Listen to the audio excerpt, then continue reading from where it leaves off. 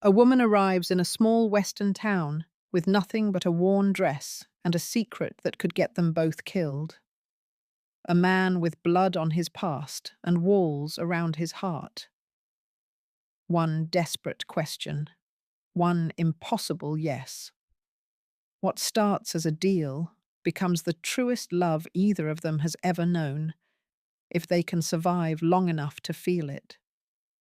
Here, we tell the stories the West whispered quietly, of love that grew in the hardest soil, of mothers and children separated by fate and reunited by grace, of strangers who looked at each other and chose to stay. The arrangements we make out of desperation sometimes become the greatest blessings we never dared to pray for. Subscribe so you're here when the next story drops. Share this one if it touched your heart. And let us know in the comments, did you see the ending coming? The woman did not back down. She just stood there waiting for his answer, while the whole town watched. Cole's hands, scarred from things best left unsaid, tightened on the reins. "Get out of my way," he said, his voice low and cold. But the woman stood her ground. "I cannot," she whispered. Around them the town was frozen, watching a showdown they did not understand. "Are you drunk?" Cole asked, leaning down. "No." "Maybe a little crazy," she admitted. "But I am all out of options." He saw she was young, too young for the weariness in her eyes. She looked like she had been running for a long, long time. "I know who you are," she said, her voice finding some strength. "Everyone does. That is why I am asking you. I know you are the kind of man who does not ask a lot of questions." She took a tiny step closer. "I know you live alone and do not care what these folks think. I know you are the only man in 3 counties who might just say yes." Just then, Sheriff Garrett pushed through the crowd. "Ma'am, you need to step away from Mr. Hawkins." But she never took her eyes off Cole. "Please," she said one last time, "I will work for my keep. Just give me a safe place to be before nightfall." When the sheriff put a hand on her arm, she jumped back like she had been snake-bit. Cole saw that fear. It was not a fear of him. "Sheriff," Cole's voice cut sharp as a razor, "let her go." The sheriff's hand dropped like a hot rock. "What is your name?" Cole asked her. "Amelia," she said. "Amelia Carter. From Philadelphia. I came here to get married," she explained. "But the man who brought me is gone. He took every last dollar I had 3 days ago. Now the hotel man says he will have me arrested if I do not pay by tonight." The sheriff started to mumble about sorting things out, but Amelia turned on him with fire in her eyes. "Can you get my money back from a man who does not exist? Can you find me a place to go that is not back to a family that cast me out?" The sheriff had no answer. Nobody did. Cole swung down from his horse. He stood a full head taller than her. "You know the stories about me?" he asked quietly. "Yes? And you are still asking?" "I do not have a choice." He looked at her a long moment, then turned to the sheriff. "She has not broken any law, has she?" "Well, no, but then she is free to go where she pleases." Cole looked back at Amelia. "Can you ride?" She nodded. He got back on his horse, then held out a hand. "Come on." A murmur went through the crowd as he pulled her up behind him. She wrapped her arms tight around his waist, shaking like a leaf in the wind. "Hold on," was all he said. They rode out of Redwood Valley, leaving a cloud of dust and 100 gaping mouths behind them. 20 minutes down the trail, Cole finally spoke. "Where are we going?" Amelia asked, her voice small. "To my ranch. Another hour." "What was his name?" Cole asked out of the blue. "The man who robbed you." "Thomas Brennan," she said. "At least that is what he called himself. He was tall, with a scar on his left hand." "Why?" Cole's voice was flat. "Because if I ever see him in Redwood Valley, I want to know who I am looking at." There was no joking in his tone. "Thank you," she whispered, a little knot of fear loosening inside her. "Do not thank me yet," he said. "You have not seen the place." The ranch came into view as the sun set. It was a small, solid-looking house made of logs and stone, sitting all by itself in a wide valley. There was a barn and a corral, but no other soul for miles. "You live here all alone?" Amelia asked as he helped her down. "That is the whole point of it," he said. Her legs felt like jelly after the long ride. Cole led the horse to the barn, leaving her standing in the yard as the sky turned orange and gold. It was beautiful, but terrifying. She was alone, in the middle of nowhere, with a man everyone called a killer. And she had asked for this. "Are you coming inside or planning to sleep with the coyotes?" Cole's voice called from the lighted doorway. Amelia took a shaky breath and walked toward the house. Inside was clean and simple. There was a big stone fireplace, a table with 2 chairs, and a small kitchen. It was not what she expected at all. A sink with a hand pump and shelves full of canned goods. He pointed to the only other door. "That is the bedroom." Cole was already pulling a blanket from a corner trunk. "You can take the bed. I will sleep out here on the sofa." Amelia shook her head. "I cannot do that." "Yes, you can." He tossed the blanket onto the worn-out couch. "I do not sleep much anyhow." The room was tiny, and Amelia felt trapped. She was suddenly aware of how close they would be. "I meant what I said about working," she told him. "We can talk about it in the morning," Cole replied, heading for the door. "Use the pump for water and eat whatever you find. Bolt this door after me." "You're going back out?" He nodded. "The horses need tending. I will not be long." He stopped and looked her right in the eye. "But you use that bolt. Do not open this door for anyone but me. How will I know it is you? Because anyone else who comes here will not bother knocking." Then he was gone. Amelia slid the heavy bolt into place and finally let herself cry. She woke to the rich smell of coffee, completely forgetting where she was until the last day came rushing back. The terror, the escape, the ranch. She remembered locking the bolt, then unlocking it sometime before dawn when Cole returned. She shot up in a panic. Cole was at the stove with his back to her. "There is a basin in the bedroom," he said without turning. "The water is still warm if you want to wash up." Amelia moved slowly, her whole body aching. "What time is it?" he answered. "Close to 7? You let me sleep. You needed it." He poured coffee into 2 tin cups.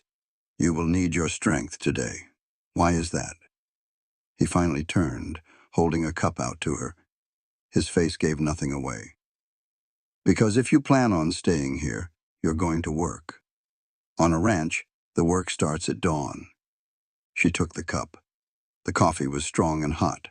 "I told you I would work. Saying it and doing it are 2 different things." He just looked at her. "Try me," she said. A flicker of something crossed his face, almost like amusement. "Finish your coffee, then meet me in the barn." Amelia drank the bitter brew and went to wash her face. The woman in the mirror was a stranger with tangled hair and dark circles under her eyes. But she was alive, and she had a purpose. That was more than she had yesterday.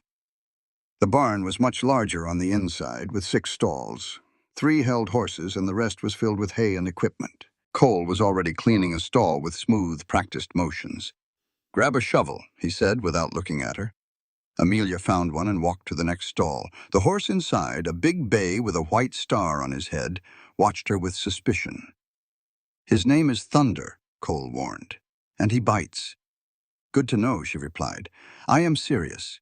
He has taken a piece out of 3 other ranch hands." "Then why do you keep him?" "Because when it counts, he is faster than any other horse in this valley."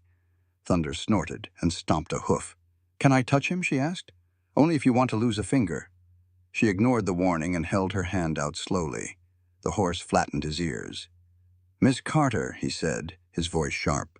"Shh," Amelia whispered to the horse. "It is all right. I am not going to hurt you." Thunder's nostrils flared.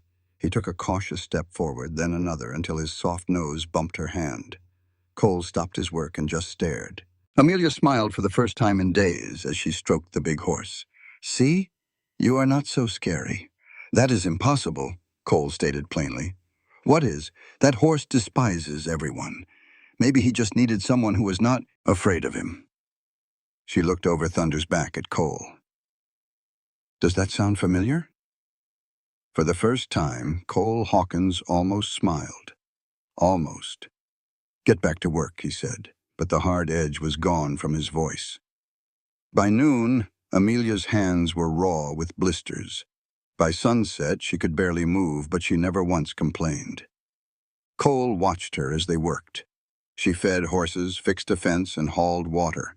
She stumbled and dropped things, but every single time she got right back up and tried again. That is enough, Cole finally said as the sun disappeared. Go on inside.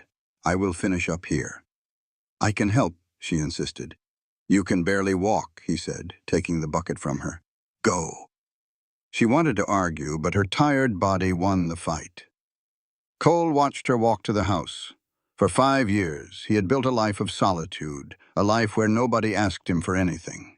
Now, a woman who had looked him in the eye without fear was sleeping under his roof. She was desperate enough to be brave, and Lord help him, he could not turn her away. When Cole went inside an hour later, he found Amelia asleep at the table, her head resting on her arms next to a half-eaten plate of beans.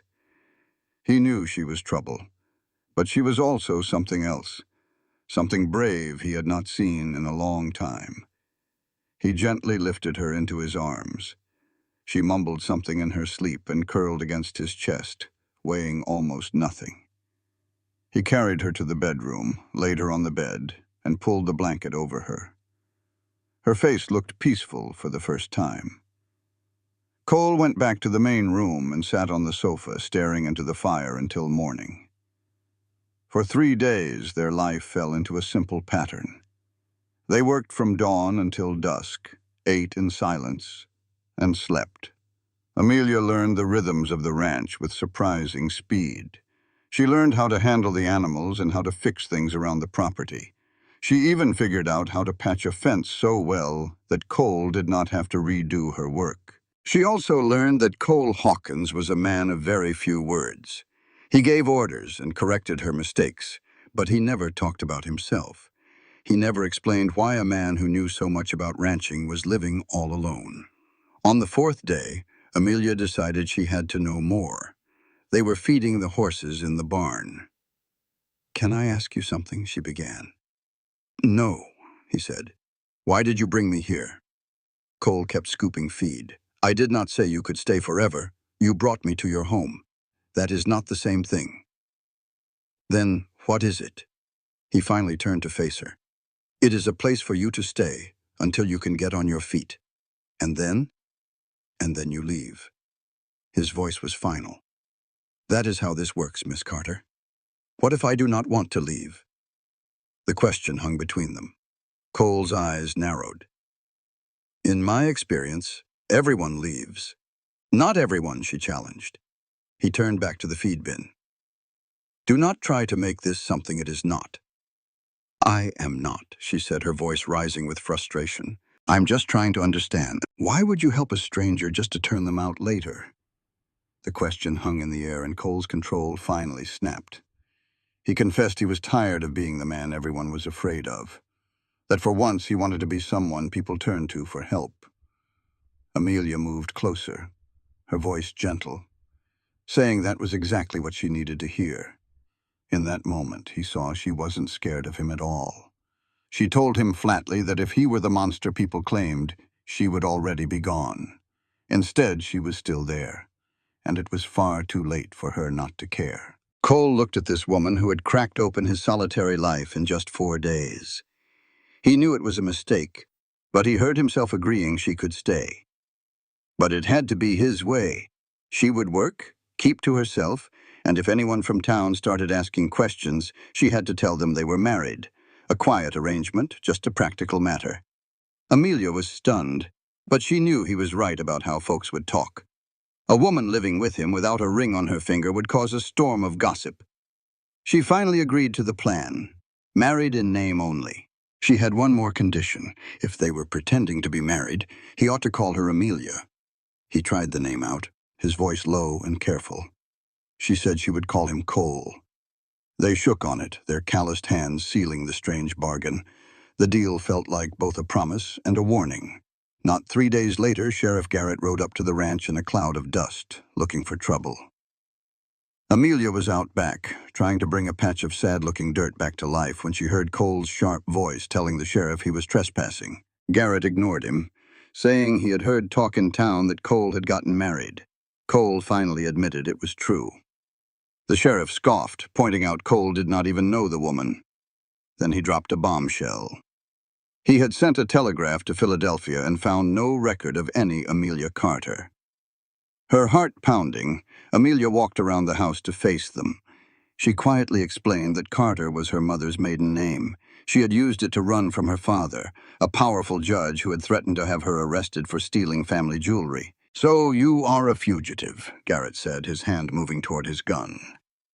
Before Amelia could answer, Cole stepped between them like a stone wall.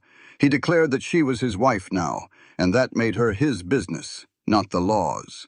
His voice dropped low, telling the sheriff to leave unless he had a warrant.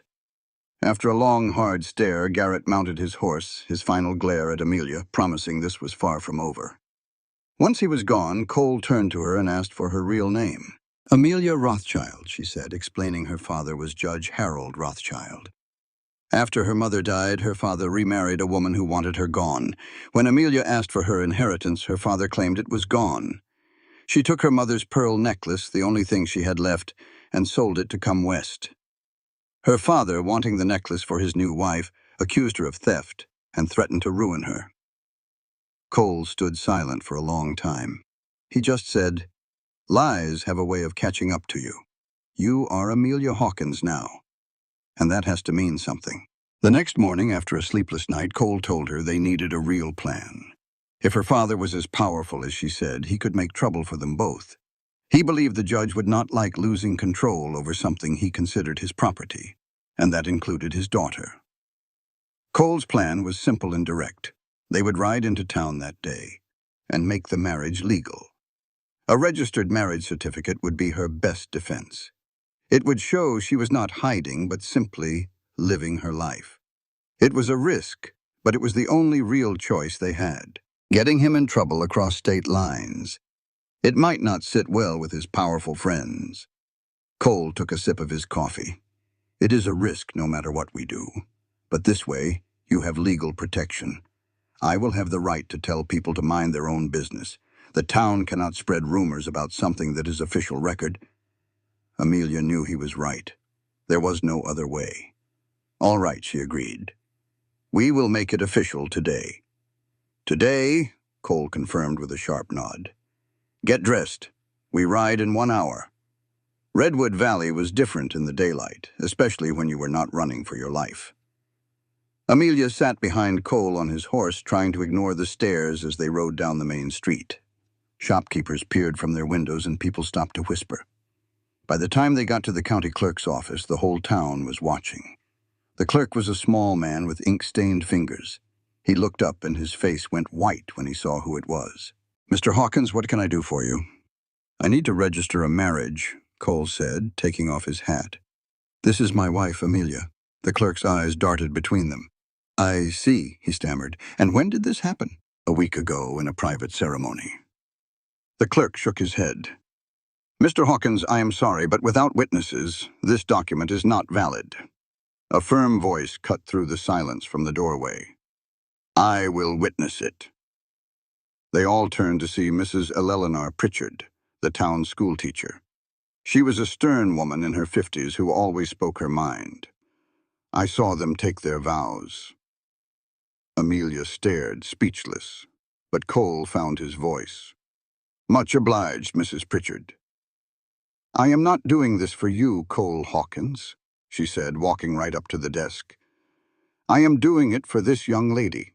She deserves better than to have her good name dragged through the mud." Mrs. Pritchard's gaze softened as she looked at Amelia. "I do not know your troubles, child, but I know when someone needs a helping hand. I will sign what needs to be signed." Amelia whispered, "Why?" "Because I know what it is like to have everyone turn their back on you," Mrs. Pritchard answered gently. The clerk cleared his throat, still flustered. "I will still need one more witness." I will do it, a new voice said. Dr. Samuel Chen stood there, a kind-eyed man about 40. I was just passing by. Cole's jaw set hard. You sure about that, Doc? Folks will talk. Let them, Dr. Chen said with a small smile. I have been dealing with town gossip since I moved here from San Francisco 10 years ago. And just like that, with two unlikely saviors, Cole Hawkins and Amelia Rothschild were legally wed. The clerk quickly filled out the certificate. Cole signed his name and then handed the pen to Amelia. She paused for a heartbeat, then wrote clearly, Amelia Marie Hawkins. It was finished. But when they stepped outside, a crowd was waiting. It was not a mob, but it was enough to make Amelia shrink closer to Cole. Sheriff Garrett stood right at the front. So it is true, Garrett said flatly. You married her. That is what the paper says, Cole replied, his voice calm and steady. You know, people are going to talk about this. People always talk, Cole said, taking Amelia's hand in public for the first time. She is my wife now. Anyone with a problem can bring it to me. His tone left no room for argument. For a long moment, the town was silent. Then Mrs. Pritchard stepped forward, a surprising smile on her face. Well, I think this is wonderful news for our town. She looked right at Amelia. You are both welcome at the church social next Sunday, Mrs. Hawkins. I do not think, Cole began. You are a married man now, Mrs. Pritchard cut in. That makes you part of this community, and a community looks after its own. She scanned the crowd. Is that not right? A few people nodded, and a quiet murmur of agreement followed. Sheriff Garrett's face grew dark. This is not over, Cole. Yes, it is, Cole said, meeting his stare. Unless you have a real crime to charge me with, Sheriff, I suggest you leave us be. Garrett grumbled, then turned and walked away, the crowd slowly breaking apart. But Amelia saw one face that froze her to the bone. A tall, elegant woman in fine clothes watched her with a calculating look. When their eyes met, the woman gave a cold smile. Amelia squeezed Cole's arm. We need to go, now. He did not ask why. He just got her on the horse and swung up behind her. Once they were clear of town, Amelia finally spoke. That woman in the crowd with the dark hair and fancy dress, did you see her? I saw her, Cole said, his voice grim. She checked into the hotel 2 days ago, said she was looking for investments. She is lying, Amelia choked out. How do you know? Because that is Victoria Rothschild, my father's wife, Amelia whispered. And if she is here, it means he knows exactly where I am. They rode the rest of the way in heavy silence. At the ranch, Cole stared off at the mountains for a long time. Tell me everything, he finally said. No more secrets. So she did. She told him about her father, a powerful judge, and his new wife, Victoria, who only wanted his money. She explained how Victoria had turned everyone against her and plotted with her father to have her sent to an asylum. That is when I ran away, Amelia confessed. I sold my mother's necklace to get here. I thought they would never look for me as a mail-order bride. She gave a short, bitter laugh. I was wrong. Cole was quiet for a long time. They cannot force you to go back, he said. You are my wife now. Your father has no legal claim. The law does not matter to him, Cole. He is a federal judge. He will create any claim he wants, not without proof. He will make proof. You do not understand. My father never loses. He will ruin anyone who gets in his way. Her voice cracked. I never should have involved you in this. You did not drag me into anything, he said firmly. But now you are in danger because of me. I have been in danger my whole life, Cole stated. Her being here changes nothing. We stick to the plan. You are my wife, and this is your home. If anyone tries to take you from it, they have to come through me. You cannot fight a federal judge. Watch me." His certainty should have been a comfort, but it only filled her with terror. She had learned the hard way that sometimes the monsters win, and the people you care about get hurt. That night, Amelia could not sleep. She lay in bed listening to the sounds of the ranch and Cole's steady breathing from the other room. He had been so patient and kind to her. Now she had repaid him by putting his entire life at risk. "I can hear you thinking from in here." His voice came from the doorway, making her jump. "I am sorry," she said, sitting up. "Did I wake you? I was not asleep. Are you all right?" "No," she answered honestly. "I want to figure out how to make Victoria leave without destroying you." "That is not your job." "Yes, it is. She is here because of me." "And you are here because of me," Cole countered, leaning against the door frame. "If we are passing out blame, there is enough to share." A small smile almost touched her lips. "So, what do we do?" "We wait," he said. "We see what she does next. And we prepare." "Prepare how?" Cole walked into the room, his face cut by moonlight and shadows. "Tomorrow I start teaching you how to shoot a gun." "What? Why?" "Because if your father is willing to lock you away in an asylum," he said, his eyes meeting hers, "he is willing to do much worse, and I will not always be there to protect you." "You have to learn to defend yourself," Cole said, his eyes serious. Amelia's heart hammered. "I don't think I can." "You can. You faced down a horse, worked till you bled and stood up to the law. You're tougher than you give yourself credit for." He stood there in the moonlight, his belief in her so strong it hurt. She could only nod. "All right," she whispered. "Teach me." Before leaving, he paused. "And Amelia, you're not alone in this fight." For the first time, she felt a sliver of hope. The gun felt heavy and cold in her hands, a tool for taking life. "You're holding it like a snake," Cole remarked from behind her in the clearing. "Loosen up your shoulders." "I'm trying." He stepped in, adjusting her stance. "Breathe. Fear is the real enemy, not the gun." She fired, and the recoil almost threw her. The bullet missed by a mile. Again and again she fired, missing every time. After the 10th shot, she was shaking. "I can't do this." "You're learning," he corrected, reloading the pistol. "Failing is how you learn. You think I was a natural? I shot my own foot the first time I tried. My pa just about died laughing." Amelia stared. "You're kidding." "I'm not," he said, his eyes telling the truth. "Everyone starts somewhere, Amelia. The ones who survive are the ones who get back up." Taking a breath, she said, "One more time." "That's my girl," he said softly. The words gave her strength. She aimed, squeezed the trigger, and a can flew off the log. His hand landed on her shoulder. "There it is." They practiced every morning. Soon she could hit most targets and reload without looking. By the end of the week, she was fast enough to be dangerous. "You're a natural," Cole said, watching her hit 5 straight. "Better than most fellas I know." "That's because I know I have a lot to learn." She lowered the gun. "Can I ask you why you really agreed to marry me? Don't just say you were lonely. There's more to it."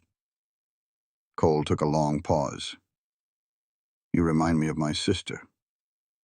Amelia was stunned. "I did not know you had one." "Not anymore," he said, his jaw tight. "She died from a fever 10 years back. I was away on a cattle drive." He explained that his sister was brave and curious, just like Amelia. "Partly I helped because you are like her. But mostly it was your courage. You stood in front of my horse and just asked for help, no apologies." Cole's voice grew rough with regret. "She deserved better. I chose the work over her, and she died alone." "The fever killed her, not you," Amelia insisted. "Survival means nothing if you lose the folks you're surviving for." He met her eyes. "That is why I said yes. I would not make that same mistake twice. This time, I was going to be there." Before she could thank him, Cole warned, "Do not thank me yet. Victoria is still out there." Just then, hoofbeats pounded up the path. It was Dr. Chen riding hard. "Cole, we have a problem," he said out of breath. "Federal marshals. Victoria showed up with papers claiming Amelia stole over $10,000 in Philadelphia." Amelia felt sick. "It is a lie." "I know," Chen said, "but the papers look official. The mayor is pressuring Garrett to arrest you. Victoria says if you do not hand Amelia over by sundown, they will arrest you for harboring a fugitive." Cole's voice was cold as steel. "Let them try." "They will arrest her and send her to an asylum," Amelia finished, her hands trembling. "That was her plan all along." "Over my dead body," Cole growled. "That can be arranged," a voice drawled from the path. It was Victoria, flanked by two men wearing marshal badges. Her smile was pure poison. "Hello, Amelia. Been a chore tracking you down." "What do you want, Victoria?" Amelia asked, standing her ground. "For you to come home, dear. Your father is worried sick, running off, stealing, marrying this gunman. It is clear you are unwell." Victoria's sweet tone was sickening. Turning to the marshals, she said, "Gentlemen, you can see she is not in her right mind. We must take her back for treatment." A marshal with a scarred cheek stepped forward. "Mrs. Hawkins, you will have to come with us." "She is not going anywhere," Cole said, blocking Amelia. "Your federal papers do not mean spit in Colorado territory without a local judge's signature. And I do not see Sheriff Garrett with you." The marshal's eyes narrowed. "Is that a threat?" "It is a fact," Cole replied, his hand near his gun. "Cole, do not," Amelia whispered. "They will just bring more men." "Then let them," he said, his gaze locked on hers. "We face this together." Victoria let out a cold laugh. "How sweet." "But you do not get it, Amelia. Your father does not just want you back. He wants you broken." Victoria's smile was all sugar and poison. She looked right past Amelia to Cole. "Tell me, Mr. Hawkins, did my stepdaughter mention our family's connections? The judges, the politicians, we prefer the word influential." She pulled a paper from her saddlebag. "This is a writ of extradition. It means she comes with us now, or you'll be arrested for obstruction." She gave him a sweet, condescending look. "Or you can just let her go. No trouble for you." For a tense second, Amelia's heart stopped, afraid he'd take the deal. Then Cole spoke, his voice hard as iron. "I've got a counteroffer. You ride on out of here and tell Judge Rothschild if he wants his daughter, he can come get her himself. I'm not handing her over to hired guns." That sweet smile vanished from Victoria's face. As one of her marshals reached for his gun, Dr. Chen fired a warning shot straight into the air. Before anyone else could react, Cole had his own pistol drawn, aimed right at Victoria's heart. "The next person who moves dies," he said, his voice dangerously low. "Starting with her." Victoria turned pale. After a long, heavy silence, she pulled her horse back. "This isn't over. My husband will destroy you both." Cole didn't even blink. "He can try. Now get off my land." As they rode off, Dr. Chen finally holstered his weapon. "That was incredibly foolish," he said. Cole lowered his gun. "Yeah, but it bought us time." He looked at Amelia. "Time to fight back. Your father is a powerful man. He must have enemies." Cole's gaze was hard as flint. His plan was simple. Find every man Judge Rothschild ever crossed and make them our friends. Dr. Chen sent the telegraphs, looking for anyone in Philadelphia who hated the judge enough to help us. But even then, there was no promise they would stand against a federal judge for a woman they did not know. So Cole decided to give them a reason. We would prove Victoria and the judge were nothing but thieves. Amelia said her mother's estate was worth over $50,000. That was a fortune, and every penny should have gone to her when she turned 21. Instead, her father claimed she had spent it all, which was a lie. Cole figured the judge had stolen it himself, likely hiding the money in his new wife's name. If we could prove he embezzled from his own daughter, we could bring him to ruin. But how could they prove it from so far away? Cole's plan was to set a trap. We would make her father think he had won. Then, when he came to gloat, we would get him to confess everything. It was a long shot, but it was all they had. That night, Amelia wrote letters by the lamplight. She wrote to anyone who might remember her mother, begging for any scrap of information that could help. Across the table, Cole cleaned his guns, the silence heavy between them. They were at war now. "You ought to get some sleep," Cole said after a long while. "We have a fight ahead of us." She looked at the man who was risking everything for her, a stranger he had married out of kindness. "Why are you doing this?" she asked. "It would be easier to just let them take me." "Easier is not always right," he answered. "But you hardly know me." "I know enough," he said. He put down the pistol he was cleaning and looked straight at her. "I know you are brave. I know you stood in front of my horse and asked for help instead of just giving up." He paused for a moment. "And I know if I let them take you, I will spend the rest of my life wondering if I could have done more. I am tired of wondering about folks I should have saved." Amelia felt a lump form in her throat. She wanted to tell him he owed her nothing. But more than that, she did not want to face the dark alone. "Can I ask you something?" she said quietly. "Always." She took a deep breath. "Earlier today, when you called me your girl, did you mean it?" Cole was silent for a beat. "What do you reckon?" She stood and walked right up to him. "I reckon this arrangement between us is not as fake as we have been pretending." "No," he said, looking up at her. "It is not." "Then what is it?" she asked. "I do not know." His voice was rough with emotion. "But I know I care what happens to you, and that scares the hell out of me." Her hand touched his cheek before she could think. His skin was warm and rough from a hard life. "You scare me too," she whispered. "Good," he said, standing up. He was so close now she could smell the leather and gunpowder on him. "Fear means you are paying attention." Then he kissed her. It was not a gentle kiss. It was fierce and full of all the things they could not say. She kissed him back like he was the very air she needed to breathe. When they finally pulled apart, he rested his forehead against hers. "This makes things complicated," he said. "Everything is already complicated," she replied. He nodded. "Tonight, can we just be?" "Yeah," he agreed, pulling her into a tight embrace.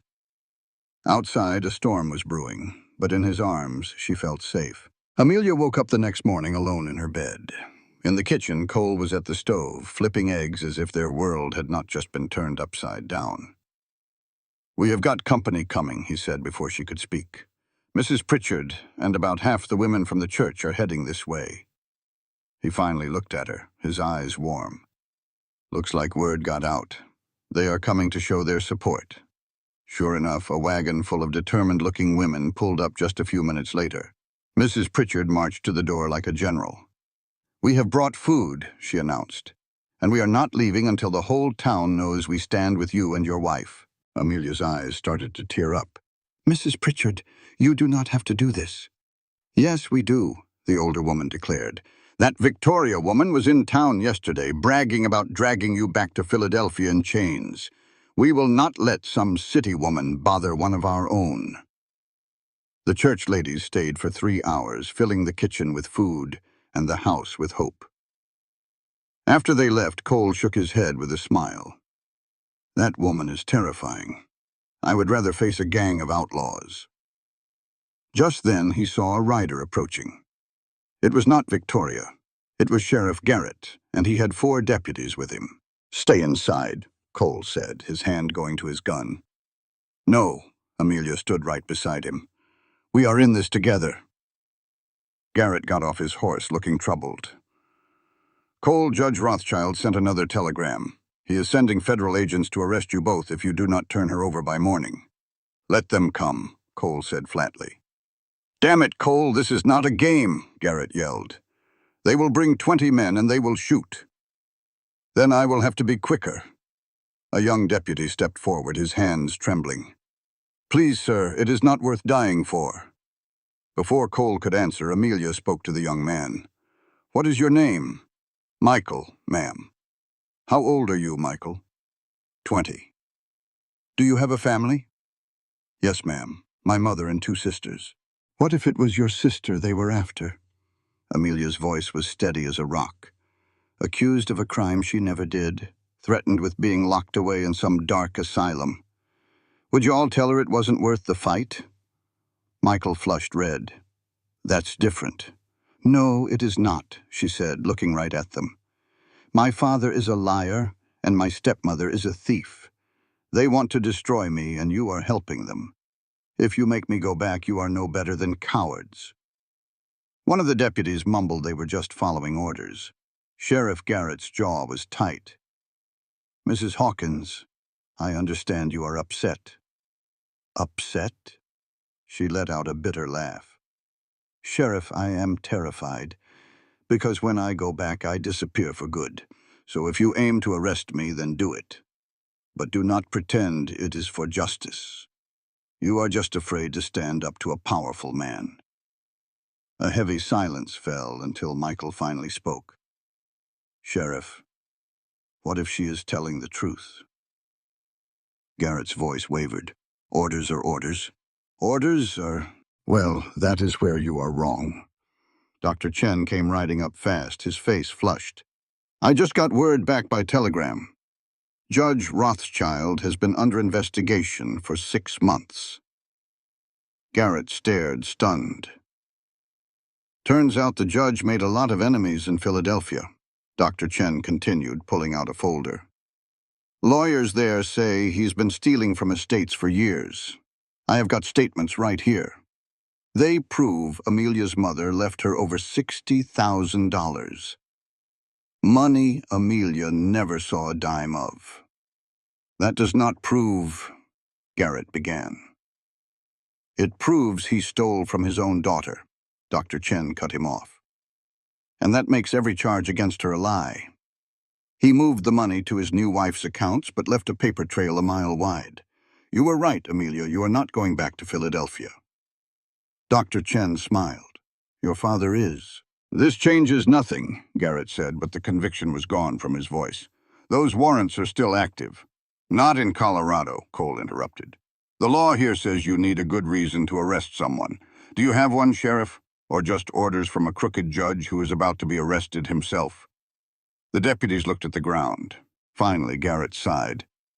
"I need to think." "Think fast," Cole said, his voice low and dangerous.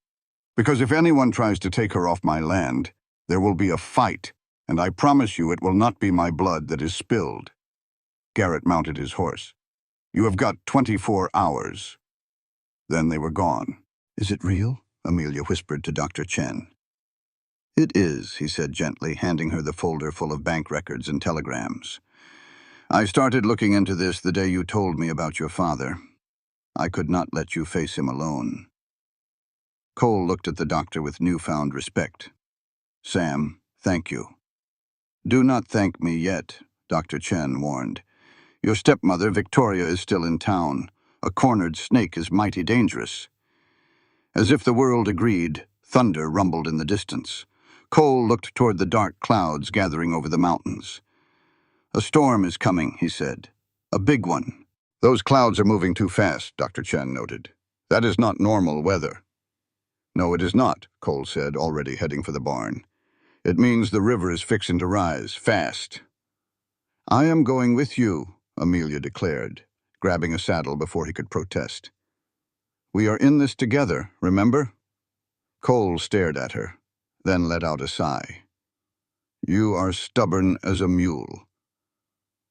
They rode hard for the high country, leaving Dr. Chen at the ranch. By the time they reached the ridge, the rain was a downpour. What they saw below made Amelia's blood run cold. The river was already a raging monster, spilling over its banks. "The whole snowpack must be melting at once," Cole breathed. "We have got to warn the town. Now!" They raced their horses down the mountain as the first surge of water hit Main Street. People were screaming, trying to get to higher ground. Cole found the sheriff. "Garrett! The river is breaking. We have to get everyone to the church." Garrett, his face pale as a ghost, did not argue. He started shouting orders, and chaos erupted as they tried to save the town. Cole and Amelia split up, pounding on doors and pulling folks from buildings that were already starting to flood. Amelia found the schoolteacher, Mrs. Pritchard, trying to save books from the schoolhouse. "Leave them!" Amelia yelled, grabbing her arm just as her feet slipped in the current, pulling her towards safety. "Thank you," Mrs. Pritchard gasped. Across town, Cole heard screams coming from a collapsed boarding house. He and Dr. Chen waded into the churning, waist-deep water and started pulling debris away. They got 3 women and a boy out, but as Cole reached for the last woman, the building shifted. He dove in, grabbed her hand, and pulled with all his might. They both fell backward into the flood just as the rest of the house came crashing down. It takes a flood to wash away old hatreds. After Cole and Amelia pulled the last family from the rising waters, Redwood Valley was in ruins. But every single person was alive. They gathered in the old church, exhausted and covered in mud. Cole, who they'd feared for years, had saved them all. Amelia found him slumped against a wall, his body trembling with exhaustion. She took his hand and whispered, "We did it." But before the town could even catch its breath, Sheriff Garrett spoke up, his voice thick with emotion. "No," he said, looking straight at Cole. "You did it. You saved this town while the rest of us were still trying to figure out what to do. Half of us would be dead if not for you." That broke the dam. One by one, the folks he'd rescued stepped forward. Michael Patterson's mother, clutching her daughters, spoke through her tears. "Mr. Hawkins, we were wrong about you. We were cowards." She looked at the whole town. "But he is a hero, and if anyone tries to bother him or his wife, they'll have to come through all of us first." A chorus of agreement rose from the crowd. The very people who once crossed the street to avoid Cole Hawkins now stood ready to defend him. They formed a protective circle around him and Amelia, a wall of newfound loyalty. Just then, the church doors slammed open. Victoria stood there, drenched and furious, with 2 federal marshals behind her. "How touching," she sneered. "The monster plays hero, but the law doesn't care. That woman is a thief, and we are taking her." Michael, the young deputy, stepped right in her path. "The hell you are," he said, his hand resting on his gun. The lead marshal glared at him. "Son, you're sworn to uphold the law." Michael's voice was firm as an oak. "I'm sworn to uphold justice, and there is no justice in this." As the marshal reached for his own weapon, men all around the church stood up, ready to fight. Cole stepped forward. "Your choice, gentlemen. You can start a war you will not win, or you can walk away." The marshal saw the hard look in their eyes, holstered his gun, and turned to leave. "We were paid to do a job, not to die," he told a sputtering Victoria. Furious, she stared at Amelia. "You think you have won? My husband will destroy this entire town." Amelia, no longer afraid, simply said, "Let him try." After Victoria stormed out, a heavy silence fell over the room. Then Mrs. Pritchard began to clap. Soon, the whole church was filled with applause, a sound of gratitude that washed over Cole and Amelia. In that moment, surrounded by the town that had finally claimed them as their own, they both knew their pretend arrangement had become real. For 3 long days, the storm raged, forcing everyone into the church to wait out the flood. Cole and Amelia worked shoulder to shoulder, keeping spirits up while expecting the worst. They knew Victoria hadn't given up. She'd just retreated. On the 4th morning, the waters finally fell back. revealing a town torn all to pieces. But folks were alive. Mrs. Pritchard looked out at the ruin and said, "We'll build it all back." Cole stood beside her, looking ragged from exhaustion. "I've got lumber and tools at the ranch, whatever you need." She smiled. "Cole, you've already given us so much." "This is my town now, too," he said, his gaze finding Amelia. Mrs. Pritchard saw him looking. "That girl is good for you, Cole. Better than I deserve," he admitted. "Son, we get what we fight for," she said. "And you've been fighting for her from the start." Just then, Sheriff Garrett ran up, waving a telegram and looking out of breath. "Cole, you need to see this." Cole read the paper, his face a mask of disbelief. "Is this real?" "As real as it gets," the sheriff grinned. "Judge Rothschild was arrested for fraud. The warrant for Amelia is gone. She's a free woman." Cole felt a weight lift off his soul. "She's free." "Victoria skipped town before they could grab her," Garrett added. Then his grin faded. "Cole, I owe you both an apology. I should have believed her." "You were doing your job," Cole said, cutting him off. Garrett shook his head. "I should have done it better." He offered a hand. "I'm glad I was wrong about you all." Cole shook it. "Does this mean you'll stop looking at me sideways?" "Probably not," Garrett chuckled. Cole found Amelia in the church, tending to an old man. The look on his face made her go still. "What is it?" He gently pulled her aside and handed her the telegram. The news hit her like a lightning strike. "He's arrested? The charges?" "Gone," Cole said, his own hands trembling. "It's over, Amelia. You're free."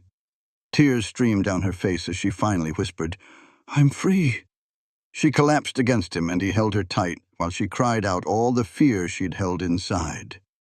When she finally looked up, he brushed a tear from her cheek. "So, what happens now?" "Now you're free to go anywhere," he said, his voice tight. "You don't have to be bound to this ranch or to me." "You think I'd leave?" she asked, stunned. "You are the dumbest smart man I've ever met, Cole Hawkins." She grabbed his face. "I stayed here because of you. I fell in love with you." Cole's world stopped turning. "You love me?" "Of course I love you, you fool," she said fiercely. "I choose you. I choose this town, and I choose being your wife. For real this time." He kissed her right there in front of God and everybody. When they came up for air, he whispered, "I love you too." The townspeople started cheering, but their joy was cut short by a rider galloping hard into town. The man nearly fell off his horse, his face caked with dust. When Amelia saw who it was, her blood ran cold. It was Thomas Brennan, the man who had abandoned her. "Amelia," he yelled, "thank God I found you." Cole stepped right in front of her, his hand on his gun. "You have 5 seconds to start talking." "Wait," Thomas pleaded, his hands up. "I didn't abandon her. I was arrested." "That's a convenient story," Cole said flatly. "It's the truth. Victoria Rothschild paid a lawman to lock me up on phony charges. By the time I got out, you were gone." He looked past Cole, his eyes full of regret. "I've been searching for you ever since." "Why should I believe a word you say?" Amelia's voice was shaking. Thomas pulled out a heavy leather pouch. "Because I got this back for you, every last dollar Victoria took." He explained how he'd used Victoria's own bank draft to force her to pay him back. Sheriff Garrett took the pouch, counting out what looked to be $2,000. Amelia couldn't breathe. "Why would you do this?" "Because I let a wicked woman buy me off," Thomas said. "I can't fix that, but I can give you what you were promised." Amelia took Cole's hand. "A fresh start is what I was promised. And I got it, just not from you." Later, a familiar figure rode up. It was Thomas, Amelia's ex-fiancé. He handed Cole a pouch of money. "Take care of her," he said, his voice full of regret. "She deserves it." Amelia stopped him. "Thank you for trying to make it right," she said. Thomas just gave a sad smile. "You were always braver than me."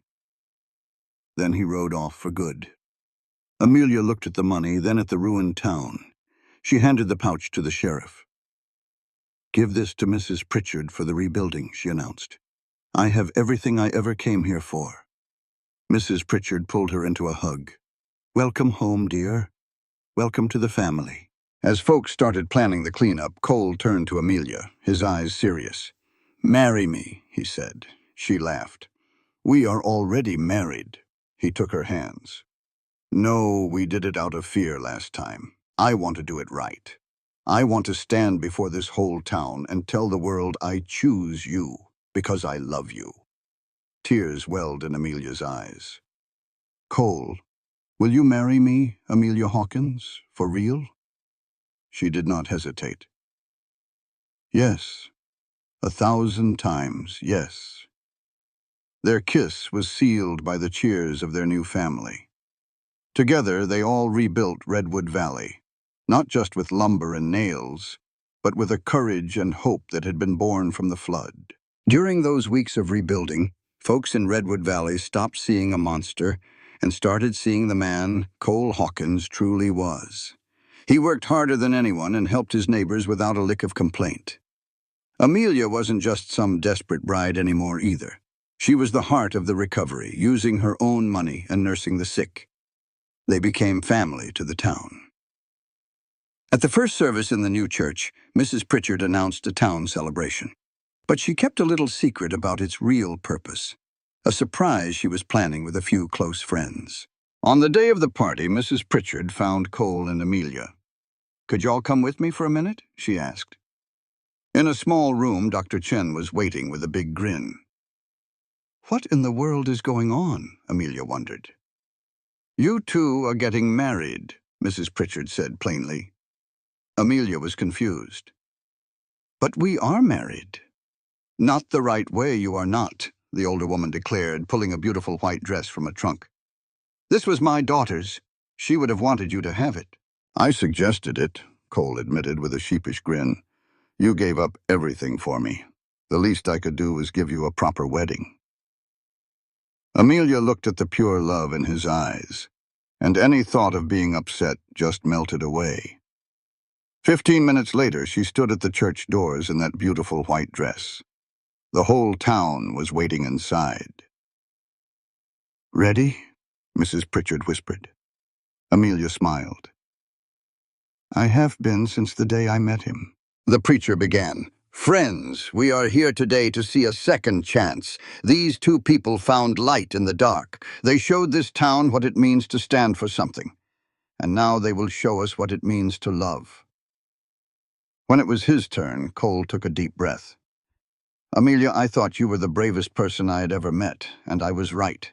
You took a broken man and showed him there was still good in the world. I will spend the rest of my life trying to be the man you deserve. I love you." Tears streamed down Amelia's face. "Cole, you did not save me. You taught me how to save myself. You showed me I was worth fighting for, and I fell in love with you for it. I choose you today and forever." The preacher smiled wide. "Then I pronounce you husband and wife. Again. Cole, you may kiss your bride for real this time." And he did. The whole church erupted in cheers. When they parted, Cole whispered, "Thank you." "For what?" she asked. "For being brave enough to ask for help." "You were never a monster, Cole," Amelia said, touching his cheek. "Just a good man waiting for someone to see him." They walked out of that church not as strangers in a deal, but as partners who had fought for their love and won. As the sun set, they stood on the steps watching their friends and family celebrate. "Happy?" Cole asked her. "More than I ever knew was possible," she said, leaning against him. "Promise you are stuck with me now." He smiled. "Promise." Their story did not start with a desperate deal, but with the choice that being together was better than being alone and afraid. Love, they learned, was always worth the fight. The woman who begged the most feared cowboy for help did not just save herself. She saved him, too. And she saved a town that had forgotten how to stand together. Cole Hawkins proved that sometimes the folks this world calls monsters are just heroes, waiting for one person to believe in them. This content was carefully researched, developed, and manually edited by our team to deliver meaningful stories with valuable life lessons. Every narrative is crafted to entertain, inspire, and empower our audience. We believe that great stories can change lives, and we are committed to bringing you content that matters. Thank you for being part of our community.